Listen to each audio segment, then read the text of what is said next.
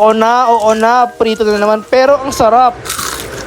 Sobrang lutong, di ba? So ito nga pala yung nabili ko sa may Landers, 1 kilong balat ng baboy. Halagang 160 pesos mga tol, 1 kilo. Pwede na, di ba? Bali, hiniwa ko lang siya ng paganito para mamaya pag kinain natin, hindi mahirap nguyain, di ba? Bali, minarinate ko lang sa patis, bawang, paminta, seasoning, pati kalamansi. Binabad ko lang pala to ng mga 1 oras at naglagay nga pala ako ng asin, 1 cup ng cornstarch, pati beer para mas masarap, di ba? Bali, wala na sukat-sukat ng paglagay ng beer. Bali, tanchamita na lang ginamit ko. Naglagay pa nga ako ng konting cornstarch para medyo lumapot yung ating mixture. Mawa rin pala ako ng sausawan. Bali, sibuyas na pula, hiniwa ko lang siya ng paganyan. Tapos, cucumber, hiniwa ko ng maliliit. Isang maliliit sa lalagyanan, pinagsama-sama ko lang lahat. Tapos, lagay nga pala ako ng sili, kalamansi, tapos suka, seasoning, asukal. Tapos, ayan tol, okay na. Pait na rin pala ako ng kawali. Dapat tol, maraming mantika para pag prinito natin yung baboy, mga tol, lubog na lubog doon sa mantika, di ba? So, sinalang ko na nga pala yung unang batch. Habang nag-aantay tayo, ubusin na nga pala natin yung beer boy. Ang sarap. Masarap talaga kasi nakakain ko na to eh. Nagbo-voice over na lang ako ngayon.